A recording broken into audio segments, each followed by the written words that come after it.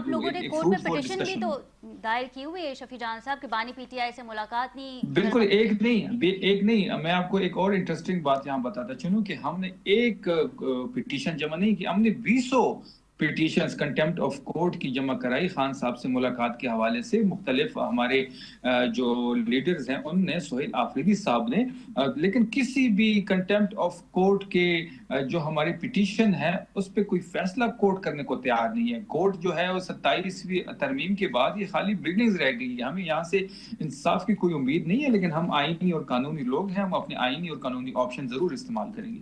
اچھا یہ بھی بتائیے گا کہ کیا امن و امان کی صورتحال کے حوالے سے کے پی حکومت جو ہے وہ وفاق سے بھی رابطہ کرے گی؟ وفاق کے ساتھ ایک پیج پہ ہیں؟ دیکھیں بالکل اس وقت جو خیبر پختونخوا حکومت کا جو سب سے بڑا چیلنج درپیش ہے وہ امن و امان کی صورتحال ہے. آپ نے دیکھا ہوگا کہ ہم بڑے کنسرن ہیں اس کے بارے میں. سہیل آفریدی صاحب کا خود کا تعلق قبائل علاقے سے ہے، ضلع خیبر سے. ان کو بڑی چیزوں کا ادراک ہے، ان کے ذہن میں بڑی چیزیں ہیں، تو ان کو یہ بھی پتا ہے کہ یہ کس طرح اوورکم کی جائے گی. تو بالکل ہم وفاق سے بھی بات کریں گے. ہم کیونکہ ہمارا سٹیک ہے خیبر پختونخوا میں، ہمارا مینڈیٹ ہے وہاں پہ، ہم افیکٹ ہو رہے ہیں وہاں سے، اور ہمیں جو بھی آپشن ملے گا بالکل ہم اس صوبے کے امن و امان کے لیے وہ یوٹیلائز کریں گے.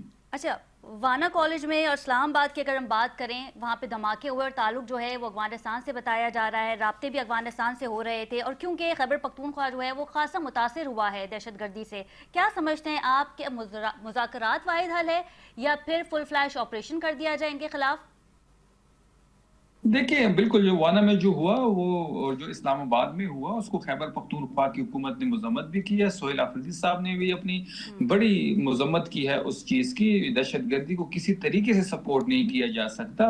اب یہ سوال ہی پیدا نہیں ہوتا کہ، اور دوسری بات جو آپ کہہ رہے ہیں کہ آپریشن واحد حل ہے، ہمارے مطابق آپریشن واحد حل نہیں، یہ مذاکرات واحد حل ہے. ڈے 1 سے ہماری سٹینڈنگ ہے، اور جو ریسنٹ سٹڈیز ایک آئی ہوئی ہے جو مذاکرات پہ بات چیت اور آپریشن کے ذریعے سے کسی چیز کی سولوشن پہ جانا، تو اس پہ آپ دیکھ لیں جو کچھ ایسے اگزامپلز وہاں موجود ہیں جہاں پہ آپریشن ہوئے ہیں وہاں سکسیس ریشو 3% ہے، اور جہاں پہ مذاکرات ہوئے ہیں وہاں پہ ریشو جو ہے وہ 45% ہے. امریکہ نے افغانستان میں 20 سال کی جنگ کے بعد کیا مذاکرات نہیں کیے؟ دنیا میں بہت ساری مثالیں موجود ہیں کہ ہر ایک ایشو کا جو سلوشن ہوتا ہے وہ ٹیبل ٹاک ہے. ہمارا یقین اسی بات پہ ہے.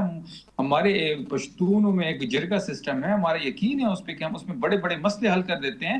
تو بالکل مذاکرات ہی واحد حل ہے امن کی طرف جانے کا اور ان سے بات چیت کرنے اچھا کا. تو پھر اس جرگے میں کہ یہ ڈیسائیڈ ہوا تھا کہ ان تمام چیزوں کو کیسے آگے لے کے چلنا ہے؟ کیونکہ وانا کیڈٹ کالج میں جب دھماکہ ہوا، پھر اسلام آباد میں دھماکہ ہوا، تو اس کے بعد آپ نے امن جرگہ کال کر لیا. سراج الحق وہاں پہ موجود تھے، فیصل کریم کنڈی صاحب وہاں پہ موجود تھے، آپ کے ارکان بھی سینئر موجود تھے، اور جو قبائلی جرگے سے تعلق رکھتے ہیں وہ بھی وہاں پہ تھے. تو سب کی کیا رائے تھی کہ ان سے مذاکرات کس بیسس پہ کیے جائیں گے؟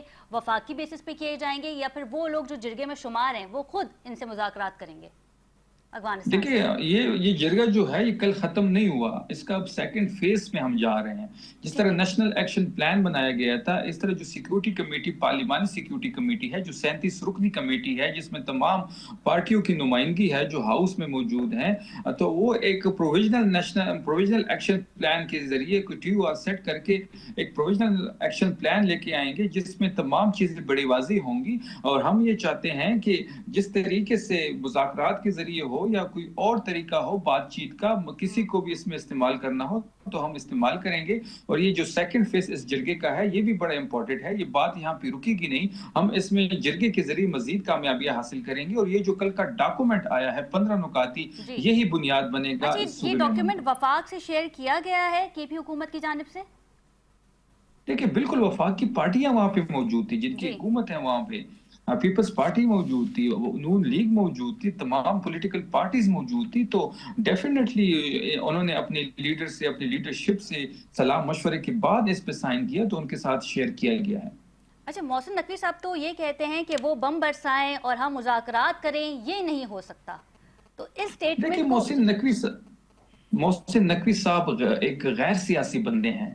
उनको क्या इल्म है पॉलिटिक्स का, उनको क्या इल्म है बातचीत के जरिए मसले हल करने का। वो एक हादसाती तौर पे किसी के बाजू पे बैठ के एक सेनेटर बने हैं और वो इस मुल्क के वजीर दाखिला हैं। ये बड़ी अफसोस और बड़ी बदकिस्मती है इस मुल्क की कि इन जैसे लोगों को वजीर दाखिला के अहम ओहदों पे बैठाया गया है।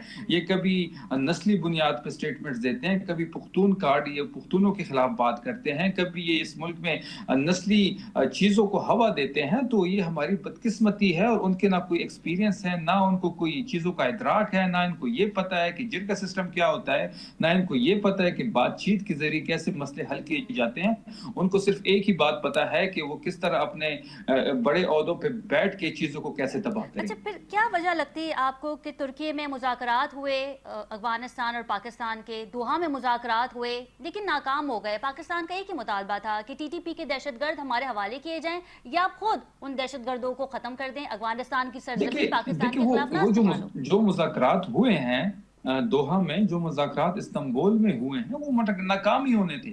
इसमें कोई दो राय थी नहीं। हमें डे वन से पता था कि ये चीज नाकाम होगी, क्योंकि खैबर पख्तूनख्वा के स्टेक होल्डर जो है वो तहरीक इंसाफ है। खैबर पख्तूनख्वा के स्टेक होल्डर जो है वो यहाँ के मैंडेट जिसके पास है वो लोग हैं। खैबर पख्तूनख्वा के स्टेक होल्डर वो है जो यहाँ पे हमारे कबायली मुशरान हैं। तो ये इन्होंने जो दोहा में जो इस्तांबुल में मुज़ाकरात किए, तो उन्होंने हमारे किसी नुमाइंदे को उसमें नहीं बुलाया। इनको हमारे रिवायात का नहीं पता, इनको हमारी जो यहाँ पे एक दस्तूर है उसका नहीं पता। हमारी ज़बान है कि हमारी रिवायात है कि हमारी रिश्तेदारियां हैं, और ये इस्लामाबाद में बंद कमरों में फैसले करके ज़मीनी हकायक का इनको कुछ इल्म नहीं है। तो इन्होंने नाकाम ही होना था, और अगर आइंदा भी ऐसी ये कोशिश करेंगे तो ये नाकाम ही होंगे। तो इसलिए कल जो ड्राफ्ट अमन तैयार जिरगा किया गया सलूशन की तरफ जा सकता है शफी जान साहब? कल का अमन जिरगा इस सूबे की सोल्यूशन की तरफ नहीं, इस सूबे की तरक्की की और इस सूबे के अमन और अमान की बुनियाद बनेगा। और ये आप बहुत जल्द देखेंगे जब भी सेकंड फेज इसका किया जाएगा, ये हम मुतवातर तरीके से इसको फॉलो करेंगे। ये एक गुफ्तन शदीदन वाली बात नहीं है। कल हमने इसका पहला फेज किया, अब सेकंड फेज में जा रहे हैं, और आप देखेंगे कि सोहेल आफरीदी की क़यादत में खैबर पख्तूनख्वा अमन और अमान की तरफ वापस लौटेगा, जिस तरह 2013 में तहरीक इंसाफ ने इस सूबे को अमन और अमान की तरफ लेके जाए। जब आपने देखा था कि 2008 से 2013 की एनपी की गवर्नमेंट थी, और ये सूबे में जो हालात है अमन अमान के, जिस तरह हमें सूबा हैंड ओवर किया गया था, तहरीक इंसाफ ने बड़ी कामयाबी से सूबे में अमन लेके आए। तो इंशाल्लाह दोबारा इस सूबे में अमन जरूर आएगा। बिल्कुल ठीक है। शफी जान साहब, लास्ट क्वेश्चन है, ये बताइएगा कि सोहेल आफरीदी साहब वज़ीर आला केपी के हैं और वो अक्सर ये कहते हैं कि मैं 4.5 और 5 करोड़ आवाम का नुमाइंदा हूँ, लेकिन मुझे मेरे बानी पीटीआई से अपने चेयरमैन से मिलने नहीं दिया जा रहा। आप लोगों ने कोर्ट में पिटिशन भी दायर कर दी है, बैरिस्टर गौर भी तमाम मामला देख रहे हैं। क्या वजह है कि मुलाकात नहीं हो रही, और आप लोगों का अगला लाएअमल क्या होगा अगर मुलाकात नहीं होती? देखिए, ये क्वेश्चन तो बिल्कुल हमसे भी बनता है, लेकिन ये क्वेश्चन आप गवर्नमेंट से करें कि ये क्वेश्चन आप उनसे करें कि जी आप एक इलेक्टेड सीएम को क्यों नहीं मिलने दे रहे हैं अपने प्राइम मिनिस्टर इमरान खान साहब से, अपने कायद इमरान खान से, क्योंकि उनकी गवर्नमेंट है वहाँ पे। हमने इमरान खान साहब से मिलकर मशावरत करनी है गवर्नमेंट के बारे में, हमने मशावरत करनी है अमन अमान के बारे में, हमने मशावरत करनी है कैबिनेट के बारे में, हमने मशावरत करनी है तहरीक के बारे में। तो ये सरासर ज्यादती है कि अपने एक इलेक्टेड सीएम को, जो जिसके पास मैंडेट है, जिसके पास 5 करोड़ लोगों का मैंडेट है, उसको अपने कायद से नहीं मिलने दिया जा रहा। तो ये क्वेश्चन तो गवर्नमेंट से बनता है। और आपको ये भी पता होगा कि जिस तरीके जब भी हुकूमती नुमाइंदे से बात की है तो वो अक्सर ये कहते हैं कि एसओपी के तहत चले जाएं मुलाकात करने, फिर हम ये कहते हैं कि मंगल और जुमेरात को मुलाकात का दिन भी है, तो फिर वो ये भी कहते हैं कि शायद ये खुद भी मुलाकात नहीं करना चाहते और वहीं प्रोटेस्ट करते हैं और फिर वापस आ जाते हैं। तो हम तो हर मंगल और हर जुमेरात को आते हैं। इनके वफाकी वजीर तारिक फजल चौधरी ने एक लाइव शो में कहा कि जी इनकी मुलाकात हम करा देते हैं कल, और जब दोबारा उनसे अगले दिन पूछा गया तो उन्होंने साफ कह दिया कि जी हमारा इख्तियार ही नहीं है इनकी मुलाकात का। तो ये इतने बेख्तियार लोग हैं, गवर्नमेंट जो है इनके पास कोई इख्तियार नहीं है। ये कभी वही कभी इनका एक वफाकी वजीर, कभी दूसरा वफाकी वजीर कोई बोंगी स्टेटमेंट ही दे देता है। कभी तारिक फजल चौधरी साहब ने खुद इस बात को एडमिट किया कि जी हमारा कोई इख्तियार नहीं है। तो जिनके पास इख्तियार है, इंशाल्लाह देखें, हमारी पोलिटिकल स्पेस नहीं दी जा रही, हमारी पोलिटिकल स्पेस कम की जा रही है, तो ये मजम्मत के हमारे पास आखिरी रास्ता बचेगा। बिल्कुल ठीक है, बहुत शुक्रिया शफी जान साहब हमारे साथ मौजूद थे। मुशीर केपी के नाज़रीन, 2 मोस्ट सीनियर जजेस ने इस्तीफ़ा तो दे दिया है और अब देखना यह है कि वफाकी आईनी अदालत का क़याम कल हो जाएगा। बेंच में कौन से जजेस होंगे और किस तरह लोगों को आइन को इंसाफ मिलेगा। वंस हम देखते हैं कि आइन तो बन जाता है, फिर उस पर इम्प्लीमेंट करवाना भी हुकूमत का काम होगा या फिर यही जजेस इसी तरह इस्तीफ़ा देते रहेंगे। प्रोग्राम का वो ख़त्म हुआ जाता है। अपनी मेज़बान खतीजा राठौर को इजाज़त दीजिए। अल्लाह निगहबान।